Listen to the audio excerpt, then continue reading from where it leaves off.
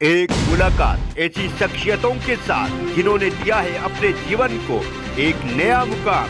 रूबरू कराएंगे ऐसी कुछ हस्तियों के साथ एक खास शख्सियत के साथ मुलाकात जयदेव पटेल के साथ नंबर 1 इंडिया न्यूज पर रात। नमस्कार व्यूअर्स, मैं जयदेव पटेल और आप देख रहे हैं नंबर 1 इंडिया न्यूज। आपका एक बार फिर स्वागत है एक खास शख्स के साथ मुलाकात प्रोग्राम में। आज हमारे साथ खास मेहमान है जाने माने अर्थशास्त्री प्रोफेसर अरुण कुमार। प्रोफेसर अरुण कुमार, आपका बहुत बहुत स्वागत है आज के हमारे प्रोग्राम में। प्रोफेसर अरुण कुमार, आपसे मेरा पहला सवाल है कि पेट्रोल डीजल की बढ़ती कीमतों से जो असर हो रहा है, चाहे वो दाल चावल हो, हरी सब्जियां हो, दूध की कीमतें हो, सब धीरे धीरे बढ़ने लगी हैं। इस पर अगर मैं ये कहूँ कि अभी तो शुरुआत है, आगे और लंबी लड़ाई लड़नी पड़ेगी क्या हमें महंगाई से?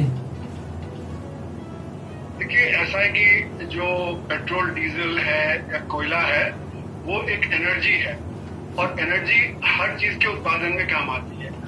कोई भी चीज उसका प्रोडक्शन नहीं हो सकता जब तक आप एनर्जी ना इस्तेमाल करें। तो अगर एनर्जी के दाम आप बढ़ाएंगे तो सब चीजों के दाम बढ़ेंगे। वो चाहे आपका ट्रांसपोर्ट है ना, वो चाहे आपका मतलब आना जाना कहीं है ना, वो चाहे खाने पीने की वस्तुओं में जो डीजल का इस्तेमाल होता है सिंचाई में, है ना, तो सब तरह से दाम बढ़ते हैं। तो जिन आइटम में टैक्स नहीं भी लगा होता उनके भी दाम बढ़ जाते हैं। जैसे गेहूं है, उस पर आपका जीएसटी नहीं है ना, पर गेहूं के दाम बढ़ जाएंगे कि उसको ट्रांसपोर्ट करना है आपको। तो इसलिए ये बड़ा इन्फ्लेशनरी होता है। जितनी भी बेसिक कमोडिटी होती है उस पर अगर आप इनडायरेक्ट टैक्स लगाएंगे तो उससे इन्फ्लेशन होगा, उससे दाम बढ़ेंगे। और जब कुछ चीजों के दाम बढ़ते हैं तो बाकी चीजों के दाम भी बढ़ने लगते हैं। और फिर होता क्या है कि जो ट्रेड वगैरह होता है वो इसका फायदा उठाता है, तो जितना दाम बढ़ना चाहिए उससे वो ज्यादा दाम बढ़ा देता है। वो कहता है कि सब एक इन्फ्लेशनरी एक्सपेक्टेशन है, तो उसके चलते वो इन्फ्लेशन और तेज हो जाता है। और इसमें आरबीआई कुछ काम नहीं कर पाती है क्योंकि आरबीआई के हाथ में नहीं है कि कितना टैक्स है।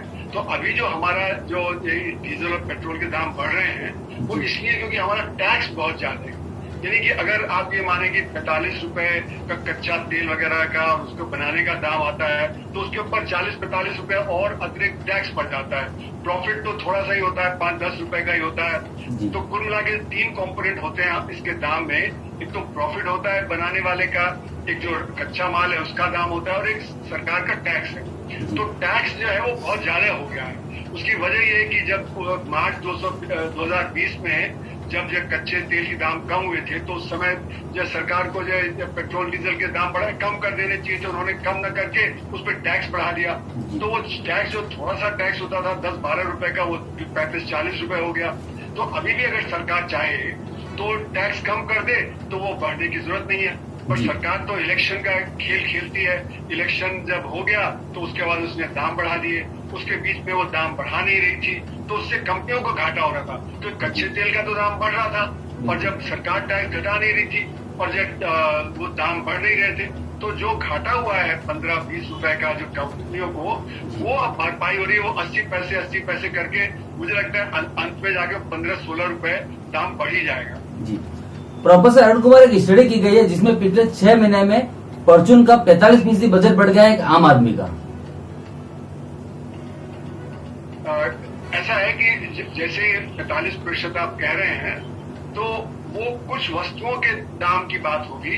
और जैसे होलसेल प्राइस इंडेक्स है वो तो इस समय पिछले 11 महीने से 10% से ऊपर, इस समय 13.5% था, बीच में एक बार 14% हुआ था। या जो कंज्यूमर प्राइस इंडेक्स है वो तो 6% बढ़ रहा है। तो होता क्या है कि हम कुछ चीजों के दाम देखते हैं पर बाकी जो हमारी खपत की चीजें हैं उसके दाम नहीं देखते हैं। तो जो मैन्युफैक्चर्ड प्रोडक्ट वगैरह है उसके दाम इतने नहीं बढ़े हैं।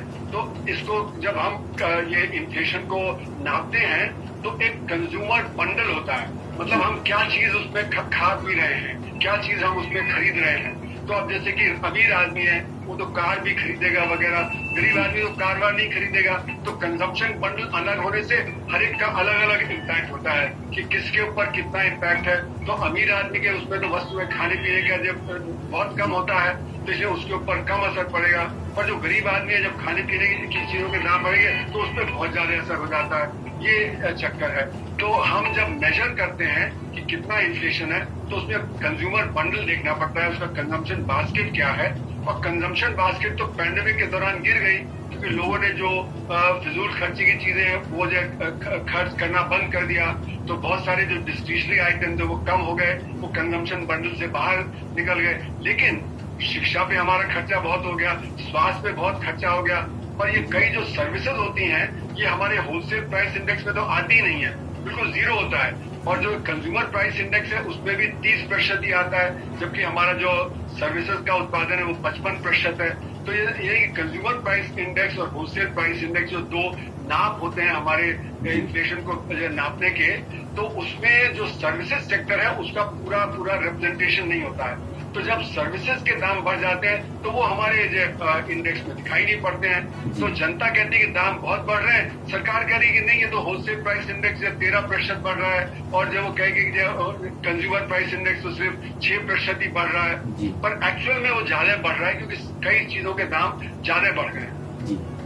प्रोफेसर अरुण कुमार, आपसे मेरा क्लोजिंग क्वेश्चन है कि महंगाई बढ़ सकती है और बहुत सारे अर्थशास्त्री भी मानते हैं कि महंगाई बढ़े हो देश के लिए और किसी भी अर्थव्यवस्था के लिए एक हेल्दी साइन हो सकता है, पर उसमें एक बड़ी बात यह है कि विकास दर भी बढ़ रही हो, जैसे कि मांग इतनी बड़ी हुई है कि महंगाई हो गई, लेकिन यहाँ पर तो मांग तो है ही नहीं और महंगाई बढ़ रही है। क्या असल दिक्कत यहाँ पर है? देखिए, ऐसा है कि इस समय ये एक परेशानी की बात है कि जब डिमांड कम है, क्योंकि आरबीआई का डेटा बताता है कि कंज्यूमर कॉन्फिडेंस अभी वापस पहुंचा नहीं है। जनवरी 2020 में जब वो कंज्यूमर कॉन्फिडेंस आरबीआई ने नापा था तो वो 105 के लेवल पे था, वो गिर के बीच 50 पहुंच गया था, अभी भी वो 65 के आसपास है, अभी वो पहुंचा नहीं है। तो कंजम्पशन कम है और फिर भी दाम बढ़ रहे हैं, है ना। यानी कि इस समय जो प्रॉब्लम है वो डिमांड की नहीं है, वो प्रॉब्लम है supply side. Supply side bottleneck बहुत हो गए, बहुत सारे बिजनेस ठप हो गए, बहुत सारे बिजनेस बंद हो गए, कई चीजों के वहां पे माल पहुंच नहीं रहा, विदेशों से माल महंगा हो गया क्योंकि वहां पे मेटल्स हैं, बाकी और चीजें हैं। फिर कई चीजों की शॉर्ट सप्लाई हो गई, जैसे कंप्यूटर चिप्स हैं, इसकी शॉर्ट सप्लाई हो गई तो उसका ऑटोमोबाइल के उत्पादन पर, बाकी चीजों पे असर पड़ा। ये सप्लाई साइड जब प्रॉब्लम है, सप्लाई बॉटलनेक की प्रॉब्लम है, और इसीलिए आरबीआई इसको कंट्रोल नहीं कर पा रहा, क्योंकि जब सप्लाई जब इंप्रूव होगी तभी होगा, वो मॉनेटरी फिनोमेना नहीं है। नहीं तो मनी सप्लाई तो दुनिया में कितनी बेतहाशा आई है। तो इसलिए मेरा मानना है कि इस समय जो कंपनियां हैं, खासकर जो बड़ी बड़ी कंपनियां हैं, वो प्रॉफिटियरिंग भी कर रही हैं, क्योंकि उनमें वहां देखा गया है कि उनका इंटरेस्ट बर्डन कम हो गया। लेकिन आरबीआई का डेटा बता रहा है, जो 1500 कंपनियों का सैंपल है, कि उनका प्रॉफिट 24% बढ़ रहा है। जब अर्थव्यवस्था गिरावट पे है, बढ़ नहीं रही है, तो उनका प्रॉफिट कैसे 24% बढ़ रहा है? इसका मतलब है कि जो उनके दाम है वो ज्यादा तेज कर रहे हैं, अपने कॉस्ट से भी ज्यादा तेज कर रहे हैं, तभी उनका प्रॉफिट बढ़ रहा है।